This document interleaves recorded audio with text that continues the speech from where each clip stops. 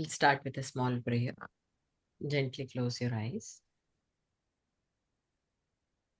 Trying to sit straight with naturally optimal curvatures of your spine. Mind totally engrossed into the core of your heart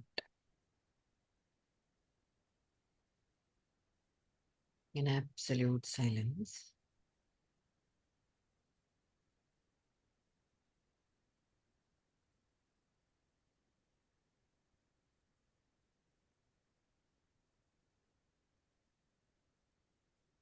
Slowly, from that part of your existence, you start to breathe, do your actions.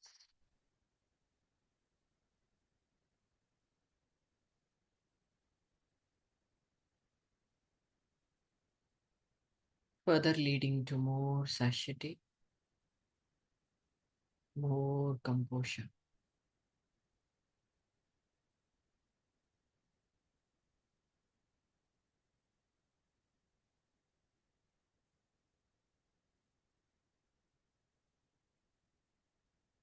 With all reverence to the indwelling divine, we shall chant three Omkaras. Inhale. Om. Om.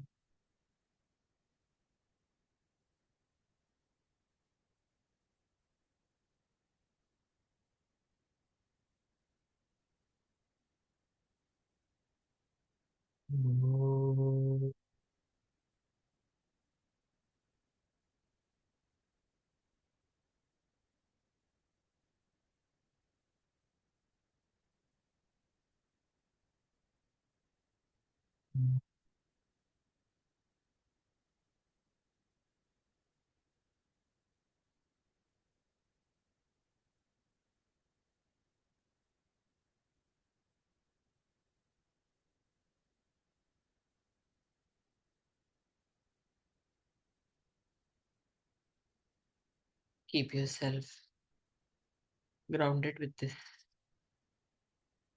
real absolute nature and listen to the Dhyana Shloka.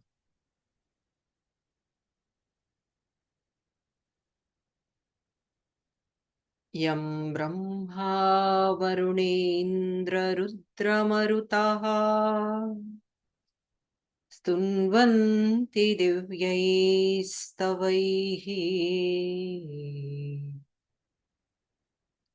Vedai Sangapadakramopanishadaihi Gayanti Yam Samaga Dhyanavasthita Tatkatena Manasa Pashyanti Yam Yoginaha Yasyantam Navidussura Suraganaha Devaya Tasmai Namaha Devaya Tasmai Namaha.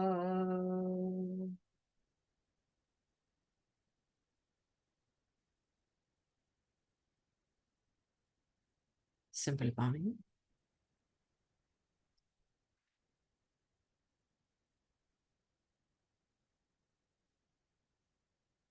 Here we come to the end of chapter 2, Sankhya Yoga, where Lord Krishna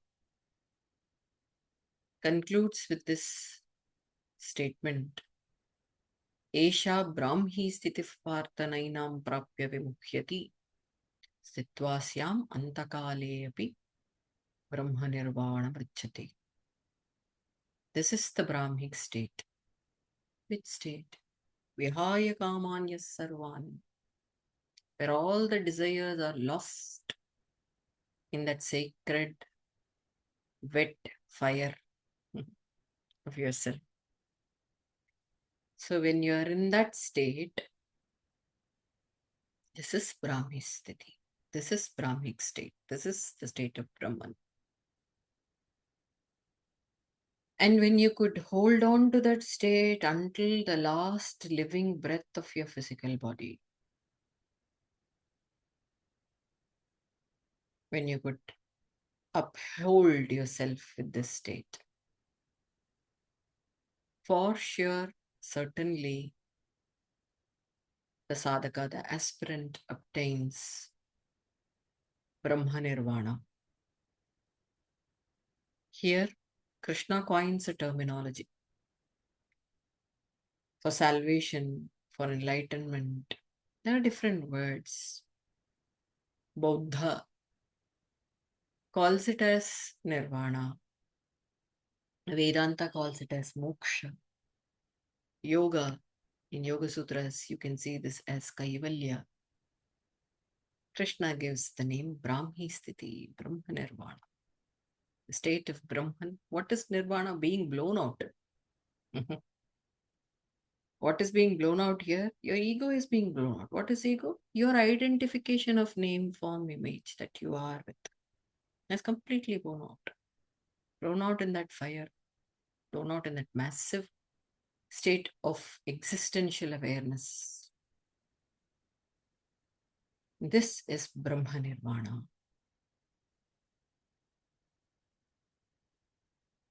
And how do you do that? Sankhya Yoga.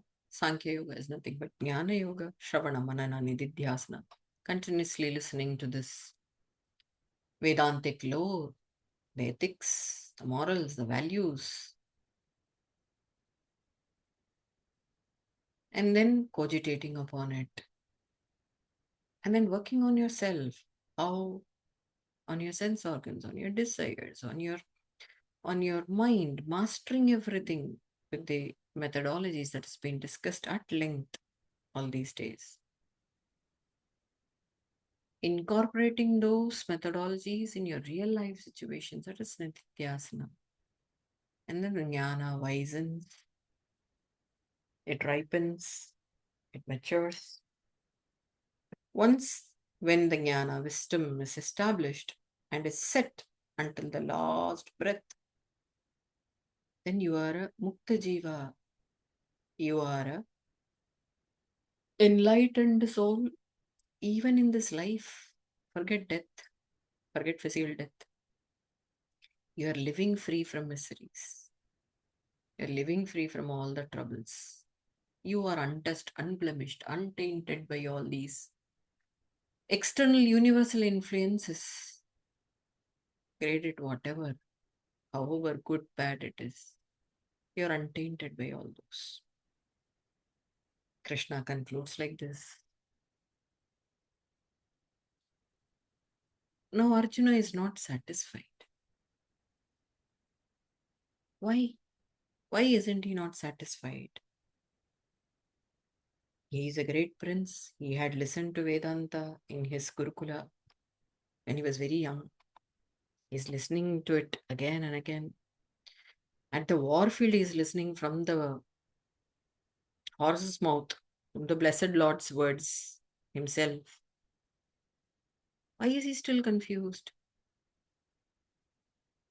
Confusion or questioning, re-questioning is not because of absence of faith or anything. Confusion is the second step in Jnana Yoga. Manana. When you cogitate, when you question, re-question, you get confused. Oh my God, did I really understand? The fact that I didn't understand anything itself gives the clarity. The fact that I couldn't understand properly because I'm not able to deliver properly itself is a great understanding. Don't you agree? So Arjuna is deeply recapitulating on what Krishna was saying. So he feels confused. He's asking questions. And again, chapter 3, Karma Yoga, starts with this question. What is it? I'm going to say 3.1. Arjuna Uvacha. Arjuna Uvacha. Jayasi chet karmanaste.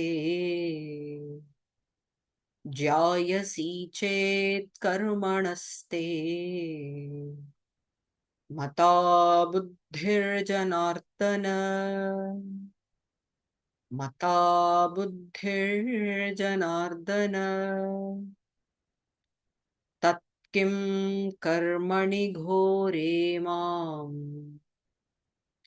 Tat kim karmani ghore mam. Niyojayasi Keshava. Niyojayasi Keshava. Keshava. Keshava is another name of Krishna, another name of Lord Vishnu. Keshava, why are you asking me to indulge in such a horrid action of killing people in a war? It's the horrible act I can ever imagine. Who is talking? The greatest warrior. See the irony. He is asking the question to Krishna, asking, how can you make me involved in such horrible act of killing people when you yourself consider jnana to be the most pure, the highest thing one can obtain? When you say Sankhya Yoga, Jnana Yoga, it's the best of all streams. It's a direct approach. You're saying that you have to establish this wisdom, this I identity has to go. You have to get identified with that divine, indwelling divine within. When you say that, but you're again asking me to do this action. Is the question valid? Valid on the perspective of Arjuna. Invalid on the perspective of Krishna. We have to stand on both sides, right? Okay. Krishna, with all his mischievous smile, is thinking while listening to this question. Am I asking you to do it? Or am I just the witness to all your actions? That's the mischievous smile. On the perspective of Arjuna, yes, Krishna or the world wants him to wage war against that. This battle is very much enough, very much wanted. Mahabharata, the great war of India. Why is it very much wanted? There are many reasons. Greed of Duryodhana, the excellence of Arjuna, yes, the righteousness of Yudhishthira, to get the empire back, to make the society live peacefully, to bring back dharma, righteousness. This war is essential. But can this war be avoided? This is not the point where we ask such questions. Before even the war started, there were many occasions where Krishna himself became the peace messenger. Krishna, the emperor of a kingdom, goes as a peace messenger. Who is sent as a messenger? A man who can do a menial job is usually sent for on a horse, taking that peace message in hand, and let us stop this fight. Let we not bleed each other, kill and bleed. But Krishna does this menial job, although being an emperor. Just because, is there any highest chance to avoid this horrific act? But what won was Duryodhana's greed, Duryodhana's egoistic intervention. That is all Mahabharata's story.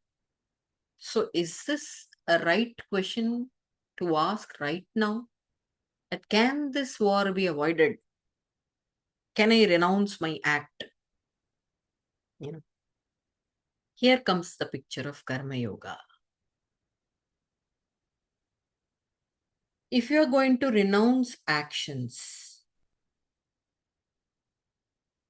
which actions are you going to give up and which actions are you going to lead on with? If you're going to renounce actions, you have to renounce breathing. You have to renounce sitting. You have to renounce standing. You cannot renounce actions. Humans cannot renounce actions. And you can't renounce some actions and do some action. That's foolishness. You take one path and you lead on to that path. Not lead on to confusing. Two things. You can't be the cat on the wall all the time. The cat has to come down.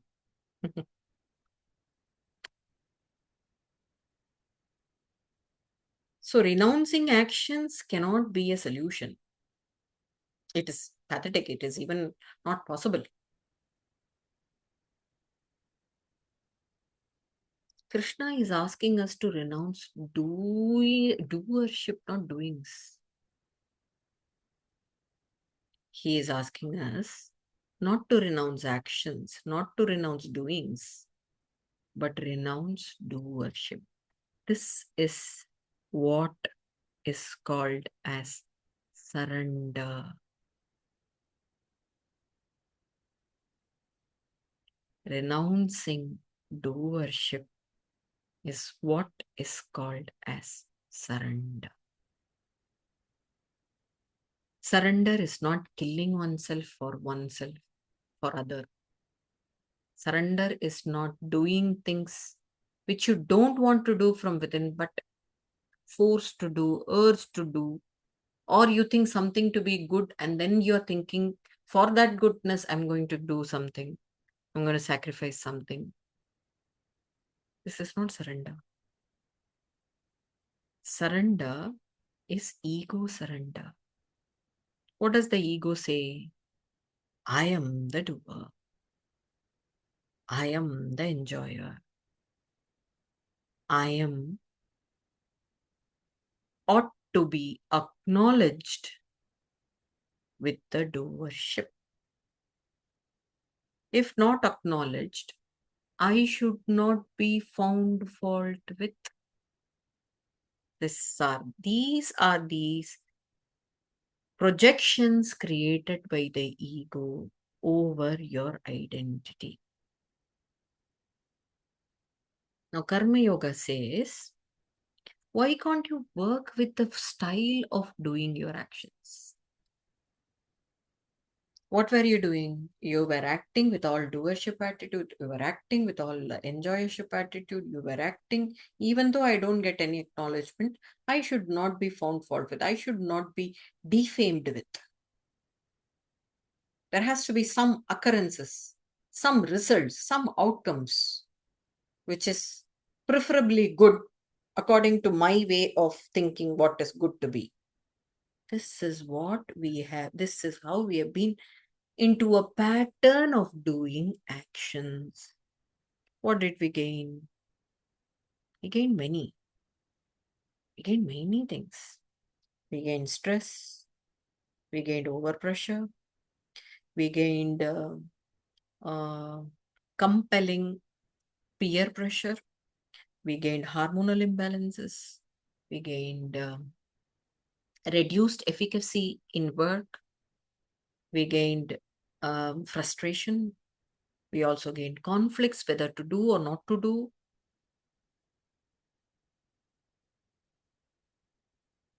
Now, Krishna gives you a managerial ability how to manage your actions with a different perspective,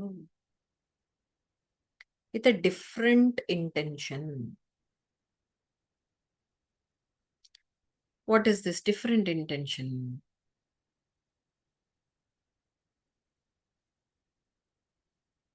Before understanding what intention has to be vested upon, I'm going to give you a fair idea about Sankhya philosophy, the father of yoga philosophy. A fair idea about creation, what you and this universe is made up of. I'm not digressing. It is not a subject digress. I'll come back to the subject clearly as I stopped where I was.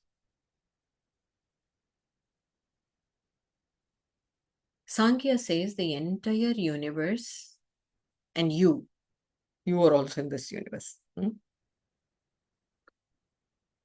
is produced by three ingredients. The three ingredients are called trigunas, not necessarily qualities. Don't loosely translate gunas to be qualities, but they are basic ingredients. And the three gunas are sattva, rajas, tamas, as everyone here understands. Oh, I thought the body is made up of sattva, rajas, and tamas, or my mentality is made up of sattva, rajas, tamas. I've seen Instagram feeds talking about diet involving sattva, rajas, tamas. Everything in this universe has this basic fabric of permutation combination of three ingredients, sattva, rajas, tamas. Forget diet, forget your body, forget materials, everything. Now, whichever action you try to do is again a combination of sattva, rajas, tamas, one predominating over the other. Now, let's closely watch how sattva, rajas, and tamas is considered. Sattva, in a very superficial manner, can be explained as goodness. Rajas, again, superficially, let the logical mind understand this, okay? Can be considered as movement, intense movement, gati. Tamas is inertia. So, for a commodity in this universe to live, whether it is living or non-living, for it to act, as long as we are informed with these principles of physics, we know that every object is packed with some potential energy, which is tamas, which is inertia. And it gains movement because of that potent energy inside, but transform into something called kinetic energy because there is movement in that energy, and hence it is kinetic energy, also known as rajas. But there is third principle which physics fails to understand, which is sattva. Every commodity has its own way of working in aligned with its properties. Light will penetrate. Will not penetrate in a manner that will scar your skin. It will not go adharmic. Sound, again, transforms or transfers through waves. Suddenly, it will not take a particle form. you know. So, the properties are well aligned in this commodity. And they act very much with that alignment. That is sattva. That is light. That is goodness. I usually give this example of an oil lamp getting lighted. Light is sattva. The wick and the oil, who are the instigating factors, who are promoting that energy into light energy, are the rajasic factors. The earth and lamp is tamas. It seems to be not working at all, but intense motion is happening inside. In state of inertia it is. Similarly, everything in this universe, all including you, your mind, your emotions, your thoughts, everything, your actions, everything is predominantly sattva-rajas tamas interaction. Your whole body, which I call as prarabdha karma itself, your whole body and the actions springing out of the body are because of the molecules, the essential molecules of sattva-rajas tamas within. The tamas is dominant. At around 2 p.m. you sleep. You sleep like a dead person. There is problem in tamas. You are awake like an owl at 2.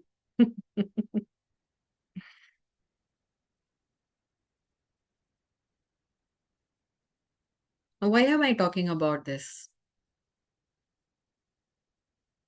If you don't want to act, even though the molecules inside this, the essential fabric inside you, sattva-rajas tamas, will make you to act. Dukkameva sarvam vivekinaha, says Patanjali. All actions hence will hurt you.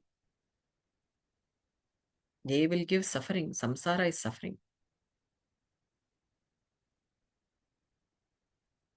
Everybody comes to me with this question. Lalitha, give a simple equation to lead peaceful life, to get abided with the truth. And then question myself, what is simple? To abide by the truth is the most simplest thing. There cannot be more simplest equation to directly approach yourself. But what had happened? It's all the commotion of the mind, ego, inequalities inside, seeing differences within people, around us, had made us so much complicated. And hence we ask question, what is the simple equation to abide by the truth?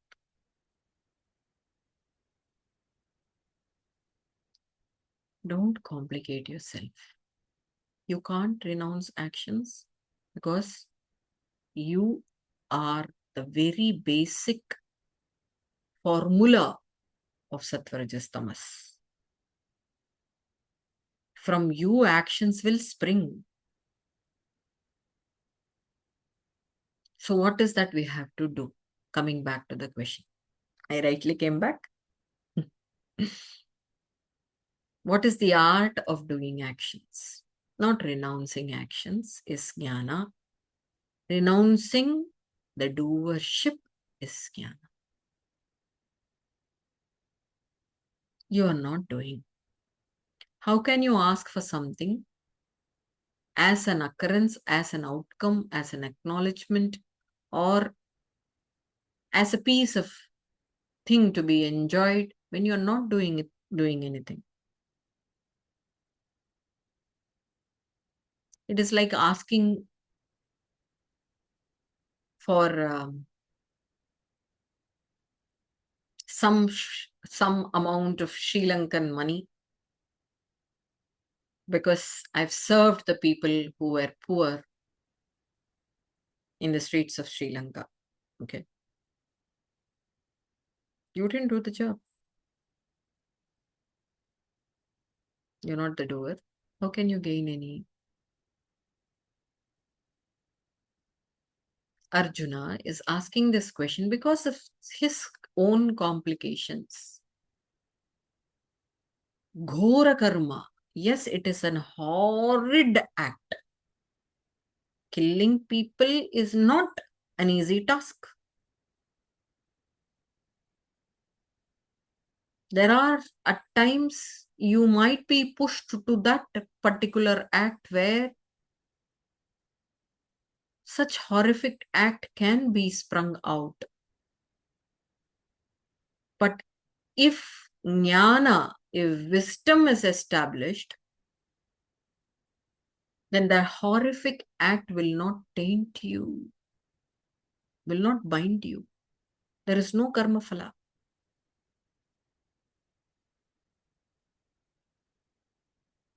There came a saint.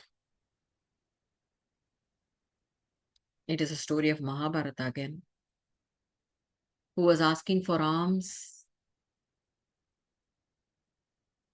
outside a house for the food. The housewife inside was giving a voice. Sorry, I am a bit busy. I have to take care of my sick husband. I'm going to treat him and then give you alms.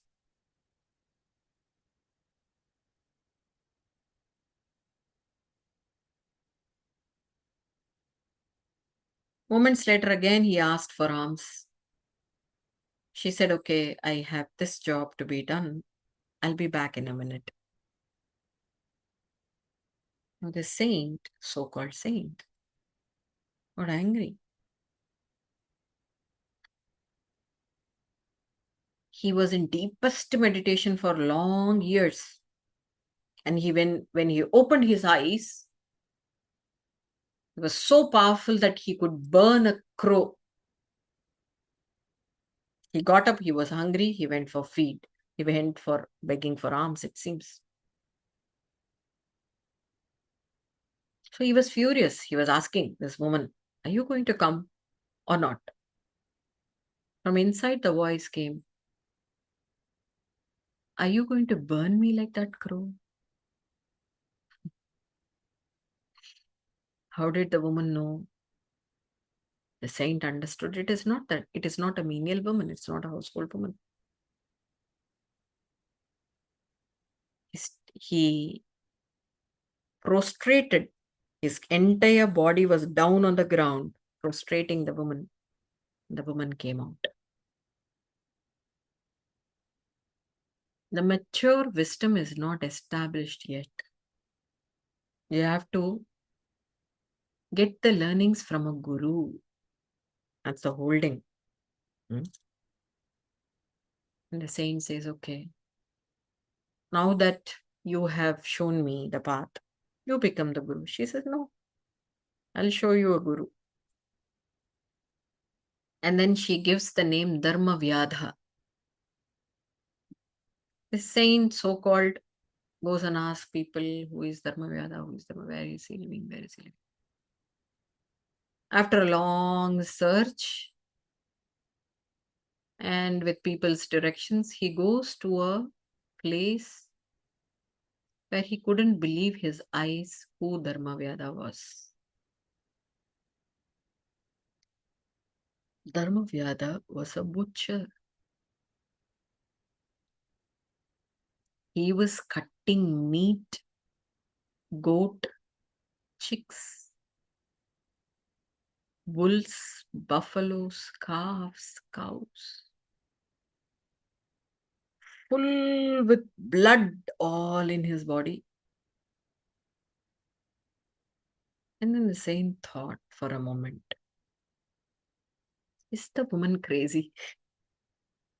Or did I come to a wrong place?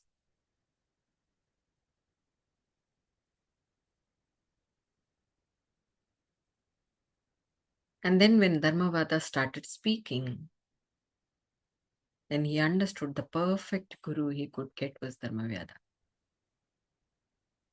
He's a living example doing the horrific act of killing, massacring, cutting.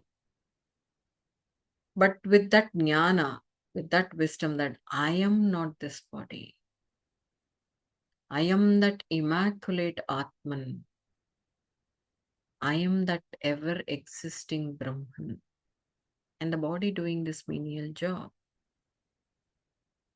That kind of detachment, that kind of jnana as a weapon in one hand and action in the other, both going together aligned,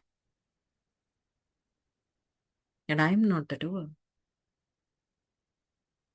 is the greatest karma yogi.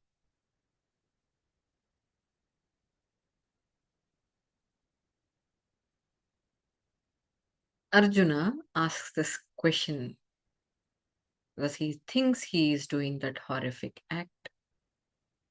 After all listening to this jnana yoga, that I am not the doer, I am that Atman. Atman never kills or get killed, never get dried up or dries up, never get wet or being wet.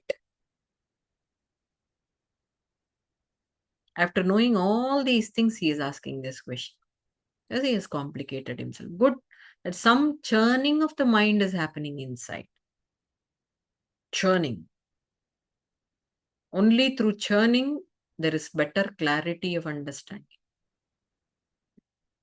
Only through churning of buttermilk, the clear butter comes out. It is pure. And only when that purity is settled, you will also be established.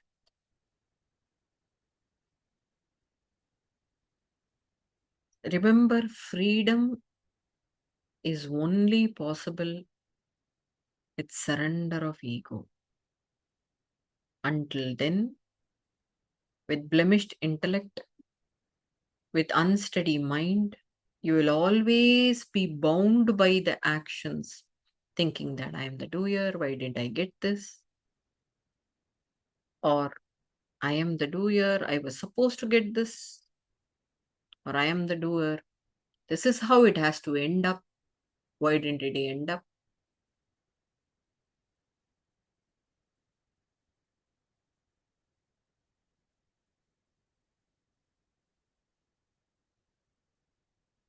Every action is planned, strategized well by a human being. Correct? You plan an event. Suppose there are few people coming to your house for dinner. Okay. You are trying to plan how the starters have to be served, how the dinner has to be served, how there should be a welcome drink, how you end up with the drink. You choose the utensils, you dress up the table well, you dress up yourself well, you plan how many members, you plan the amount.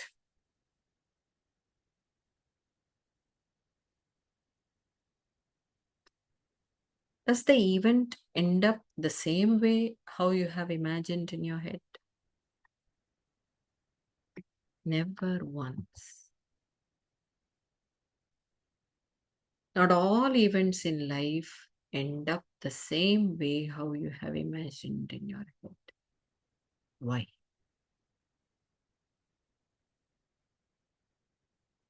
Because the action is set to fructify to an outcome. Definitely, yes, with human efforts. Otherwise, people will become lazier. Definitely set to human efforts, yes. But there is more to this equation. There is a divine intervention always.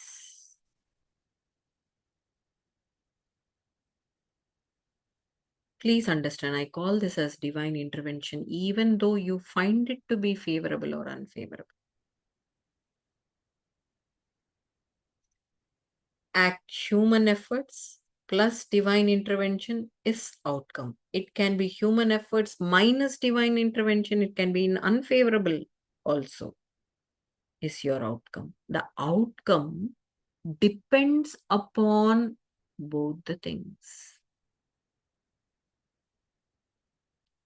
Now, what is in your hand? Your efforts, your strategies. What is not in your hand? You know it. How can you set up an equation? How can you run that equation 1,000,000,000 times in your head, setting up same kind of outcome without knowing that X factor? Whether it is going to be plus, minus, or into division.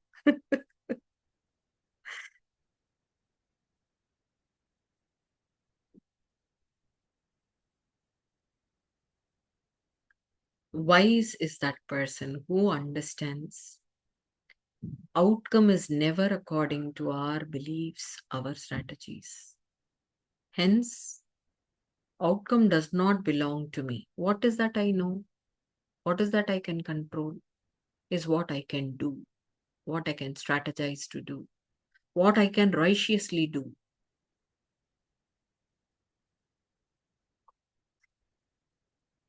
So, Krishna says, why do you get cheated again and again, my dear? Why do you get cheated? Again, get frustrated. Oh my God, why is this happening? Why so much wise? When you know what is the equation. Your equation, your alignment, your responsibility is to do the job according to the skill sets, according to the righteousness that you are being set with. Again, in that doing, if you engage yourself in the doership, you're lost, dear. You are lost. So, doing the actions, understanding there are n number of factors involved in this doing, not only me doing this action. So, renouncing the doership of the action while strategizing, while doing, while righteously presenting, and understanding there is n number of factors added to it, not bothering about the outcome, not entailing our mind towards the outcome, not attaching towards the outcome, is the greatest way of doing an action. Even if it is horrible act. Just now, before this lecture, I was discussing. Suppose you are a witness to a terrific act. There's group of mobsters trying to kill a woman. Are you going to hide behind the tree?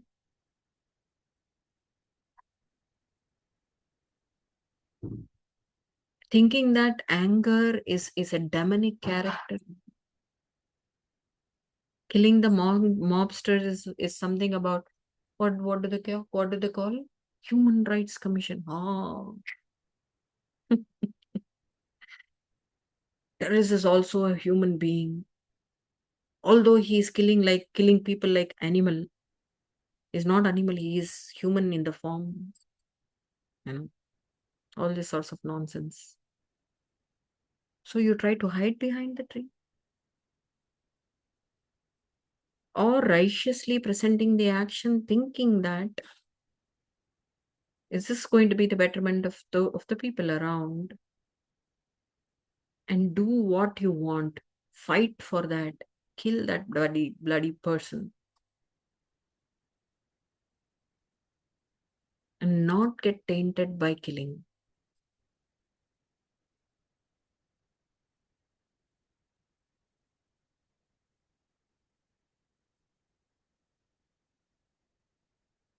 Our mind colors our intellect. I remind you, mind is very strong. and playful. It can color your intellect, saying that anger and misery are two probable devil in you. You should not take that up out. But what about a rare opportunity like this? It is the rarest of the rarest moment. Nobody will be pushed to become a warrior at that point of time. Okay. But what if hmm, you were to witness that Pahalgam torture that had happened, or anything, any terrorist act you can think of?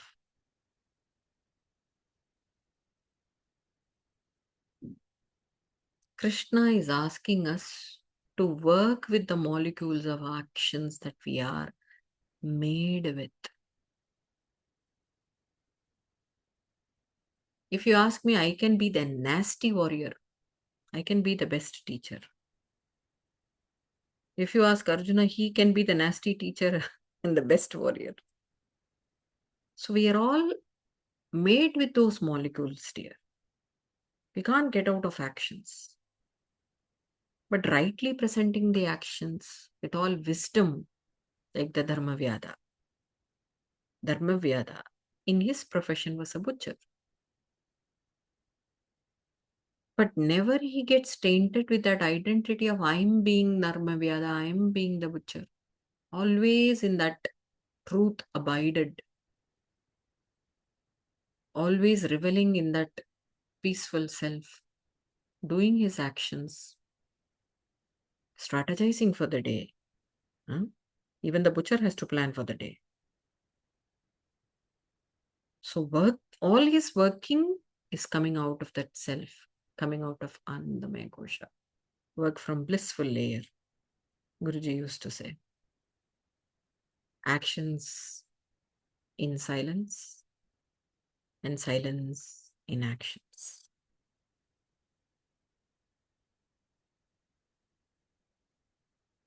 So when that is achieved, you're beyond gunas. You transcend all three gunas, which means you are far more powerful than creation itself. Could you understand the height of what I'm speaking? You're far more higher principle than this extensive, massive universe, which means you're one with Almighty already. Transcendence of the realm of gunas is the aim of Karma Yoga.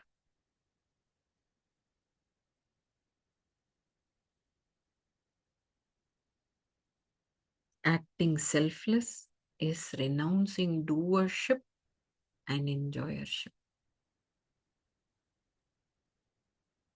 Kartrutva and bhoktrutva.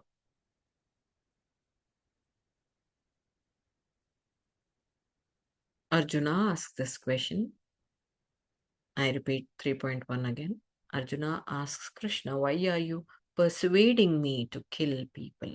It is a horrible act when you consider jnana to be much more superior in principle, wisdom to be much more, or truth to be much more higher a principle than action.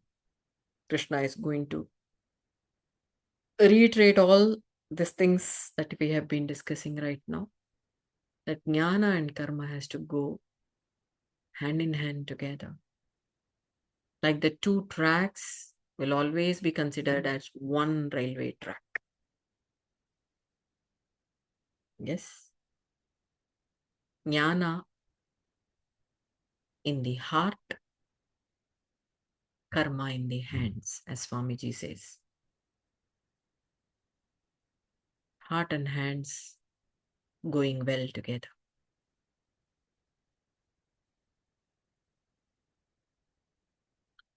I close the session now. Open the session for discussion.